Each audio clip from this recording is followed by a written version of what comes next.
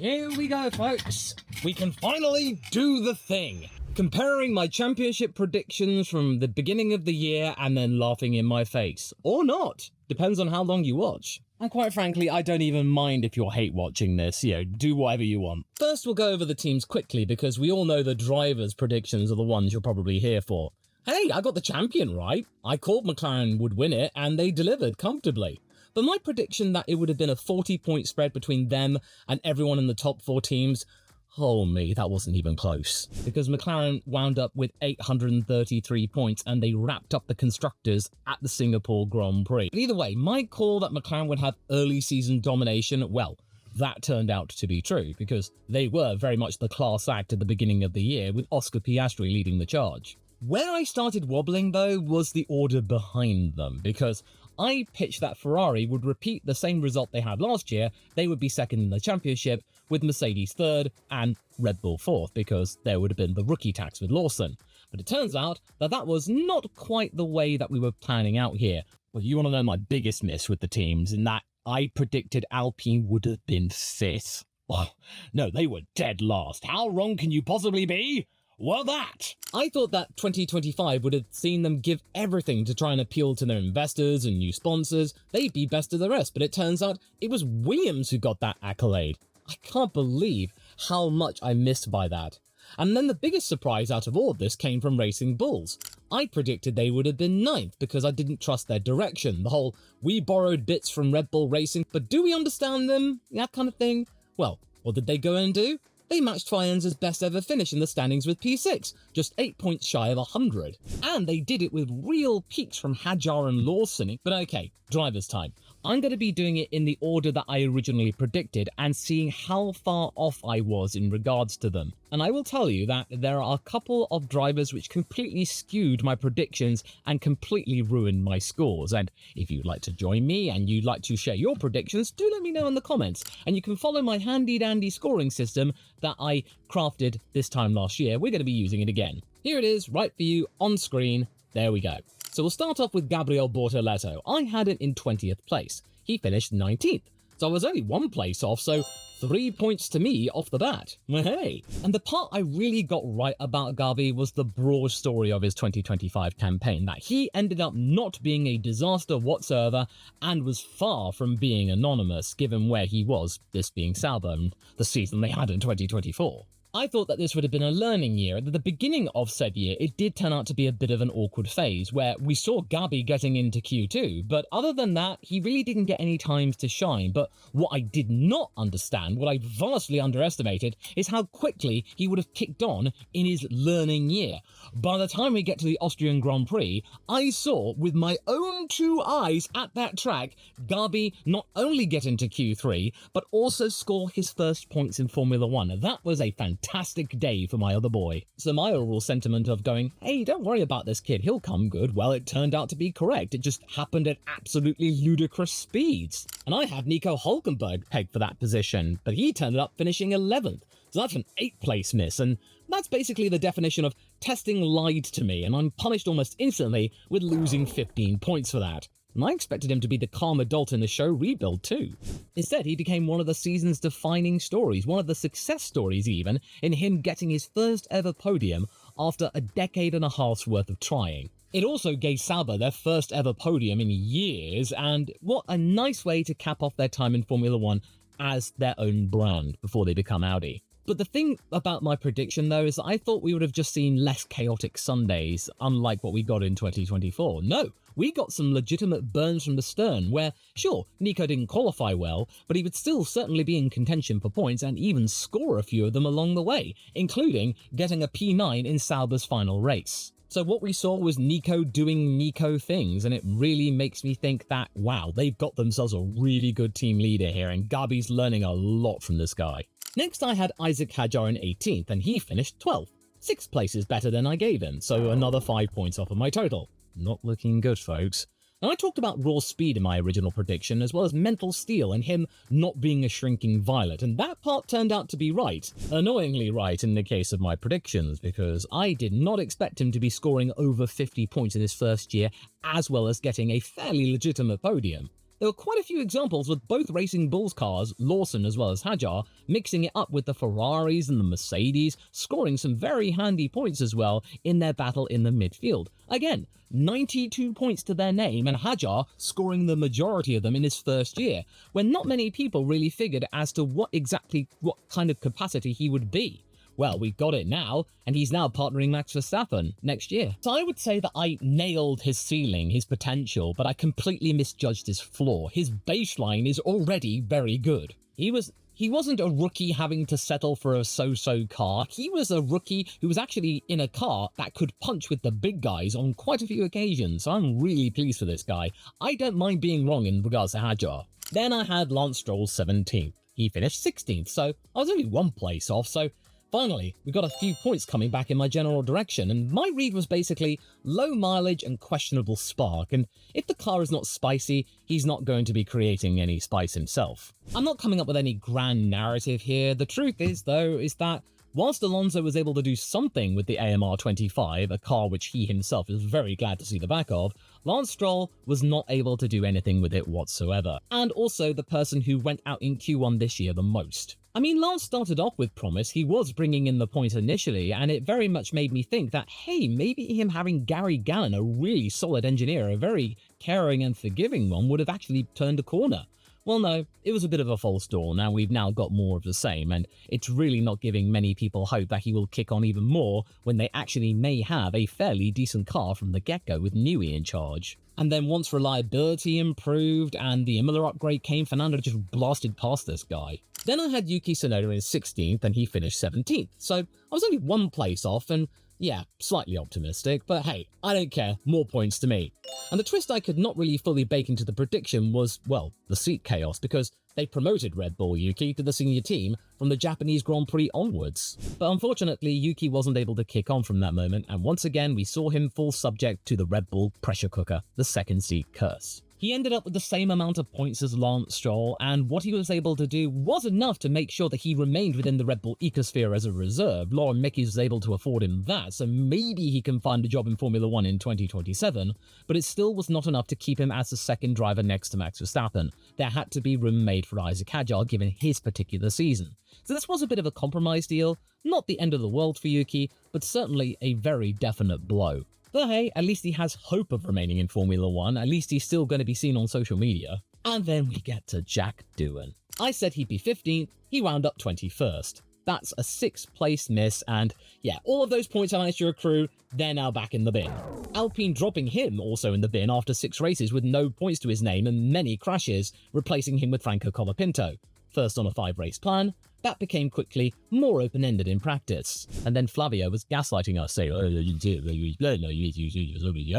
now he's in for 2026. I'm not really going to be covering Franco in this video because, well, I didn't predict where he would be because I didn't think he would actually be getting a race seat. Certainly not as in the manner he actually got it. Don't worry, he will be in my 2026 prediction, so do stay tuned for that one. And my original read, based on what he was able to do in Abu Dhabi, is that he would be a steady pair of hands and he would be okay, given where I was predicting Alpine, so long as the team treat him fairly, and that is very important. I got that very much wrong, because the Alpine I thought we would get was nowhere near what we actually got. Instead, Alpine proved to be chaotic and impatient they were in dropping Jack very quickly. And oh yeah, the car was absolutely awful. Based on him crashing out at Suzuka at the same corner 3 days in a row in Super Formula, yeah, the reality of his situation is still causing him problems, and I really feel bad for him right now. He's not coping. And what's more, I think Flavio Briatore is his manager still after all of this, and I've heard rumours that Flavio Briatore did not want him in Super Formula and made his life difficult trying to even get to the 3-day test. This is all I'm hearing allegedly, but it goes to show that Jack's not having a great time at the moment, and he really needs to find a different manager. Then I had Oliver Behrman 14th, and he finished 13th, so only one place off, so good, more points back to me. I pegged him as a solid middle-of-the-table rookie, and that's what we got, with 41 points, ahead of both Liam Lawson and Esteban Ocon, so that in itself is a great thing to be claiming going into next year. He actually was able to hold his own, and he probably needed to, considering how many times he went to the stewards for, let's be real, practice infringements, which made his Sunday even harder in a period of the sport where you had to be good in qualifying. Makes you wonder, Had he not gotten in trouble and now be on 10 penalty points, really bizarrely emulating K-Mag in that regard with the penalty points and trips to the stewards, Haas may have actually wound up in P6, but hey-ho, they actually have a guy they can kick on with next year and may be able to do even better. Before then, let's be real, he'll be off to Ferrari in 2027, so Haas had better make hay while the sun shines. But the important thing is, I didn't rate him as an immediate instant star, but nor did I underrate him. I thought he would turn out okay, and I would say, you know what, this boy turned out okay. I think he's got a long future ahead of him. Like how Fernando Alonso in 2001 probably didn't realise how long of a future that he was going to be having. I placed him in 13th when he actually managed to breach the top 10. 3 places higher than I predicted, so I don't lose or gain any points here. I said that the top 10 also wasn't likely. Well, here we are. Fernando took it personally and he wound up with 56 points to Lance's 33. Finding points in weekends where the car had no right to be. That AMR25 was not a rocket ship, and no amount of upgrades would be able to afford them that. Miami their lowest ebb, and quite frankly, after that Imola upgrade, seeing Fernando eventually scooch around the top 5 was a sign that, hey, this guy still got it, and I cannot wait to see him in a newly designed car next year. It's gonna be magic. And it all again makes Lance Stroll look so mediocre, now him approaching nearly 10 seasons in the sport. Then I put Esteban Ocon in 12th when he wound up 15th. No points here as well, because I thought Haas would have given him a second lease of life and he'd be a reliable points scorer.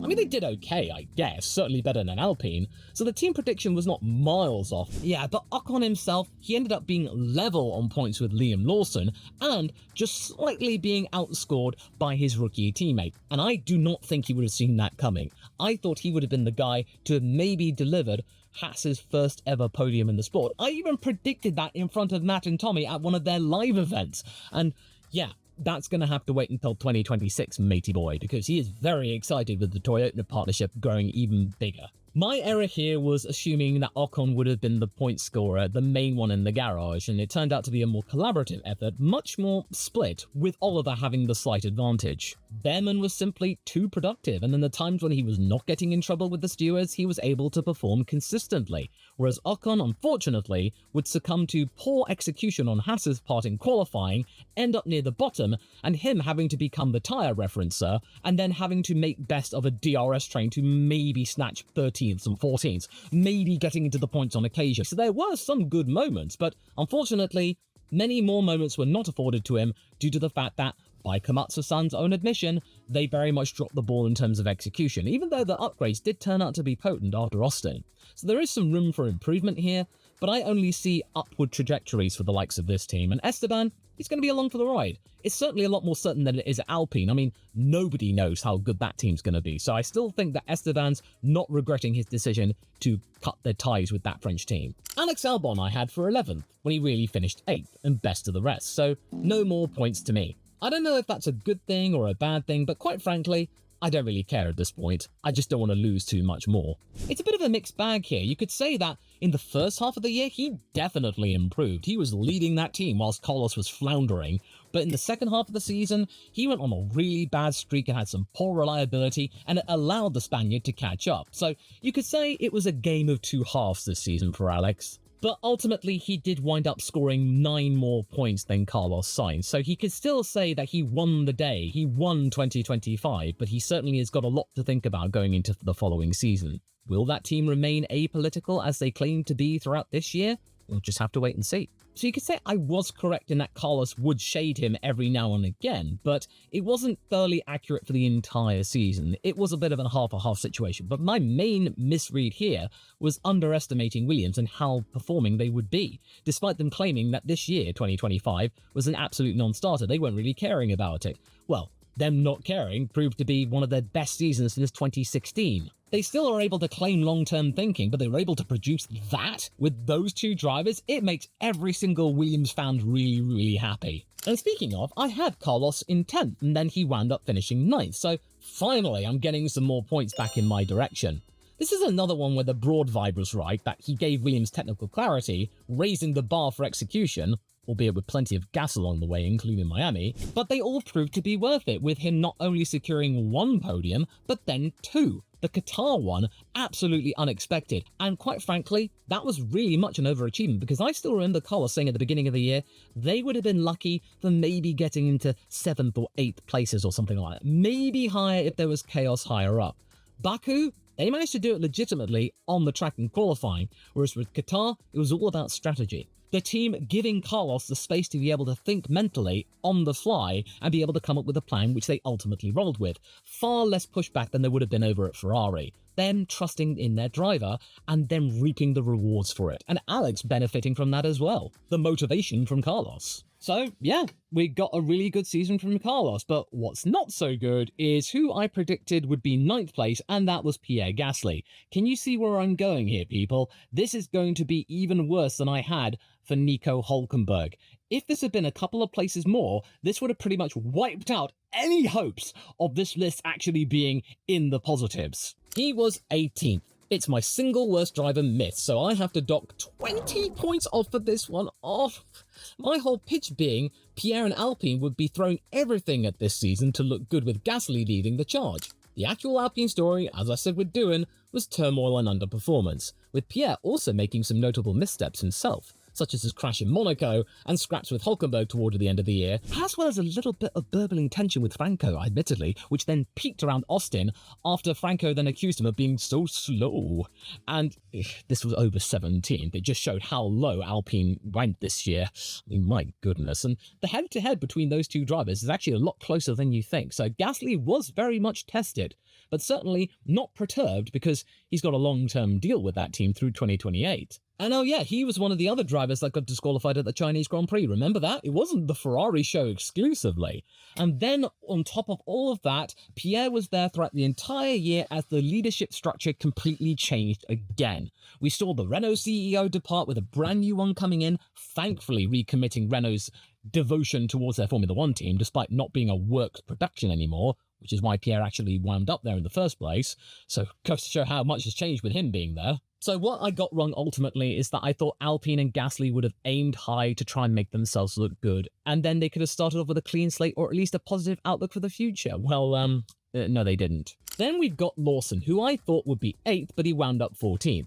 Yes, more points, 6 places off, I've lost another 5. His season was effectively, though, a game of 2 halves, the first half being very short. You know, as I said, Red Bull demoting him after 2 races and then him having to find sanctuary at VCARB. But thankfully, that sanctuary over at VCARB proved to be very effective, especially a front suspension tweak around Austria, which then saw him finish 6th place in that race, and then start to accrue the reputation of not being a guy who is not there to make friends and a bit of a bruiser. He instead metamorphosed himself into a rather dependable defender. Certainly a very good tool to have in your arsenal in the midfield, but whether or not it would be enough for him to get back up to Red Bull Racing, that's another matter entirely. I mean, he did wind up with 38 points, which is not too shabby, and it's more than my original target in him probably being able to survive into 2026, and with now Helmut Marko no longer being in the organisation, there is certainly a lot less pressure on his shoulders. The part I did get right is that he did prove to be tough enough to be able to survive public scrutiny, albeit in a slightly different scenario than what I originally thought.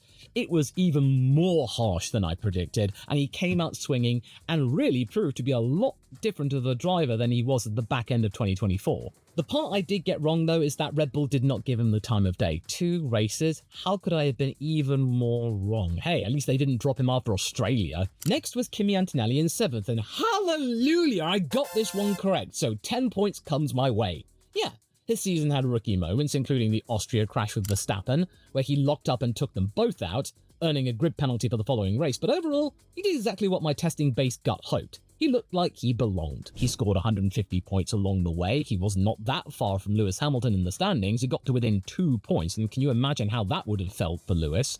And then, most importantly, Mercedes got away with having to pay no rookie tax whatsoever, and despite them fielding a very young candidate, they were still able to fairly decently get the runners-up spot in the constructors. A very decent end to the ground effect era, which has been nothing short of troubling for this organisation. It proved to Toto Wolff that his gamble on this young one was certainly worth it, at least at the beginning. Just makes you wonder what he will be able to do with even more experience afforded to him. No, it wasn't perfect. The European arc of this season was absolutely terrible. It very much had to rely on the flyaway races to restore Kimi's confidence, and hopefully he'll be able to rebound over the winter after all of the mathematical troubles he had in the last couple of races. That very much did him a number. But hey, unlike with Ferrari, he certainly gave Italy something to smile about. Then I had George Russell, his teammate, in 6th place. But what he actually wound up doing was 4th place. Yeah, it's 2 places off, but I'll take the extra point. Also, I expected Mercedes to be solid but not title material, and Mercedes were just that.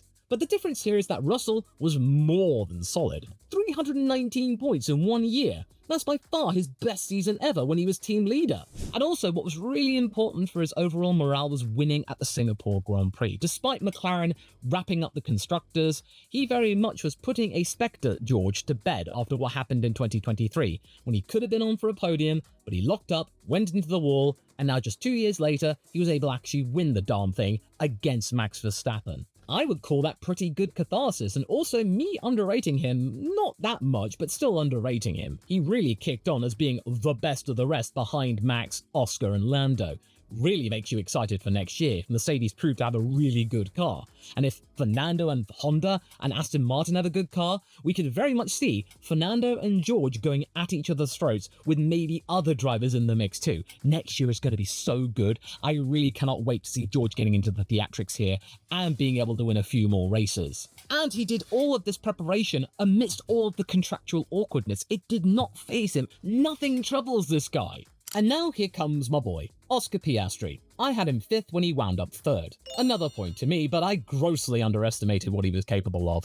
My preseason hesitation was more along the lines of saying, yeah, he's going to win races, but the title pressure and qualifying consistency might come into play here. But what happened proved to be even more chaotic than that, because yeah, he was in the title fight, and when you stand back and look at it, he was in the lead of the title for the majority of the season. He held onto it for the longest period. But then he once again, like in 2024, had a string of races which just makes you think, what the hell just happened here? The flyaway races, the second half of the flyaway races, proved to be absolutely disastrous. Not as bad as 2024 because, well, when he wasn't retiring, he certainly was getting in the top 5, but considering where Lando was, up in the top end of the top 5, that was simply not enough just getting in 5th. And then everyone pointed to Monza, the moment when Oscar Piastri's title dreams completely started to unravel. And even though there were many other factors at play here, because there were certainly a lot of issues around Baku, it certainly did disrupt Oscar's momentum. And then the papaya rules surrounding it, that may have been another catalyst, but the fact remains though is that I still underestimated Oscar.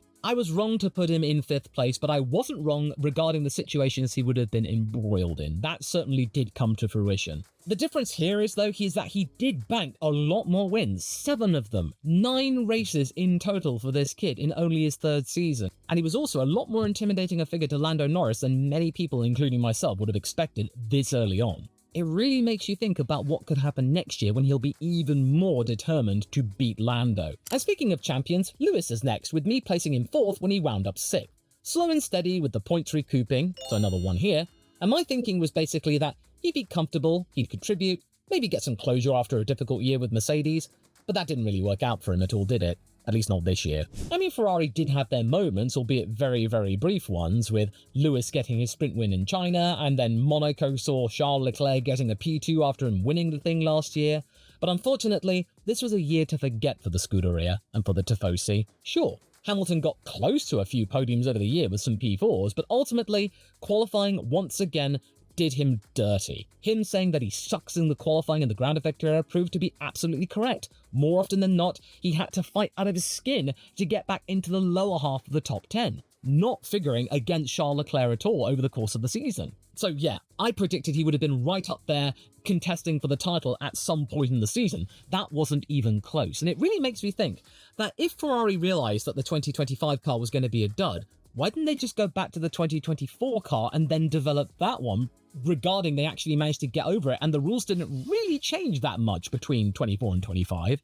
Just a bit of a, just a bit of foam for thought there. Then I had Max Verstappen 3rd and he wound up 2nd. 1 place off, but he was 3rd for a good long while, so I'll take that. It's kind of wrong that still looks smart when you think about it. The season ended up pretty good for him regardless of him not winning the championship. He still won the most amount of races, he got the most amount of poles, and he was able to lead an absolutely titanic title comeback when we all thought it wasn't even impossible around his home Grand Prix. Even he didn't think so. Losing out by only 2 points, it's such a max tragedy. Especially when you think about how a troubled start he had at the beginning of the season, where he was just fighting tooth and nail just to get the car figuring in some kind of points-paying position, it reaching its lowest ebb around Hungary, with him almost not even scoring. But he was able to actually turn things around despite the still goings-on of the political upheaval under Horner, and then the uncertain future with Mekis then coming in, but that proving to still be a winning force in of itself, certainly a lot less disruptive. So what did I get right here? Well, it was the fact that Max was still able to do things despite the car being absolutely annoying, the RB21 proving to be very annoying at the beginning part. Basically what I did here was overestimate the amount of weirdness that car would have had, but they were actually able to tame it, certainly far less monstrous than the RB20. Because yeah, he almost stole the whole thing anyway. Then I had Charles Leclerc second, but he actually was fifth. That's 3 places worse than I predicted, but at this point, not losing points is as good as amassing them. And yes, I bought into the Ferrari, I'll probably back, this is a 3-way war sort of thing. Yeah, I really shouldn't have. Instead, Ferrari wound up being a front-running force, but not even close to being a winning force. The Hungarian Grand Prix became a close one, with Charles Leclerc getting pole, but unfortunately, the car's lift and coast qualities as well as tyre fade meant that there was no chance of him actually being able to stick in pole position and then take the win. Because later on in the year, despite really begging Ferrari to keep developing the car in some shape or form, he was actually just railing against the fact the car was simply not good enough, and then he had to actually bring out the magic for him to even be able to figure in the podium places at all. It culminating in that spirited drive with Lando Norris at Abu Dhabi, him almost actually changing the trajectory of the entire championship had he just been able to have that little bit more. So yeah, Ferrari were dealing with a car that they weren't really developing, and they really probably should have considered the 2024 spec car and then going from there, because, you know, Charles was able to at least win in that thing. And then it just makes me go back to the thing I talked about in the predictions video about there being some kind of aura change with Charles Leclerc. You could say that he did step up to the plate and wanted to be a willing leader, a glimmer of hope for the Tifosi amidst a really difficult year. My aura change, though, was slightly different to what I predicted, but it certainly made Charles Leclerc a stronger person, certainly a lot more outspoken, certainly not afraid to maybe rattle a few cages within Maranello, and maybe point to the whole now or never thing in maybe looking elsewhere. But for now, he will do everything he can for this team. But yeah, this year was a very, very challenging one for him. You really need to watch this guy next year. And then, sure enough, we got Lando Norris at the top, who I predicted would win the thing, and he did provide me a final boost across the line. But what I didn't predict, though, was how dramatic the route would have been for him to win his first world title, winning it by 2 points over Verstappen. And the season, it really had a genuine, are we about to throw this way sort of thing? Lando, before the Las Vegas Grand Prix, could have just gone into Qatar at a canter to win with a race to spare, and the narrative around him would certainly be a lot more assured. There'd be far fewer asterisks over his name regarding team orders at Monza, changing the whole trajectory for the challenger next to him, Oscar Piastri. But unfortunately, due to the team really dropping the ball here, it certainly made things a lot harder for himself. And then you could say that Lando did what he could to remain strong and did what he needed to do and get P3 in Abu Dhabi. He was literally up and down, side to side, like a roller coaster, mentally speaking, this year, and he did ultimately come away with the prize. It would have all been worth it, especially with the lowest ebb around Saudi, with going out in Q3, Canada, that being even worse and him causing the accident but then holding his hand up. It's been a really tumultuous year for this kid, and he's now managed to get the big prize. Well done to him. The bit I did overcook, though, is that Lando would have won this comfortably, that he would have been able to make the most of McLaren's early season domination and be running with it throughout the entire year. There were moments where Max legitimately put McLaren in their place, and Ferrari and Mercedes weren't that far behind the Papaya team as well. In the end, now that we are looking at history, does it really even matter? Because both McLaren and Lando won the titles. So with that, we have now come to the end of the predictions, and the final score for 2025 was -9. -9. Just 1 point better than it was in 2023 based on that scoring system. My last year's score of +2, yeah, I didn't do as well this year, but I'm just blaming Pierre and Nico for that one. I lost so many points because of those two. Had I been a little bit more generous, I would have been well into the positives. But hey, it's just a bit of fun, and my other predictions weren't that bad. More often than not, they were only like 1 place off or so. With Kimi and Lando, they were dead on, so hey, I thought that was pretty good. Let me know how you did in the comments, and just like Murray Walker said, and he's said a lot of things over his career, saying I don't make mistakes, I just make prophecies, which immediately turn out to be wrong. It's all part of the process of being a sports fan. And what's a process also, a very pleasant one, is you checking out this video here, because I really think you will like this. So I'll just get myself changed and I'll see you over there.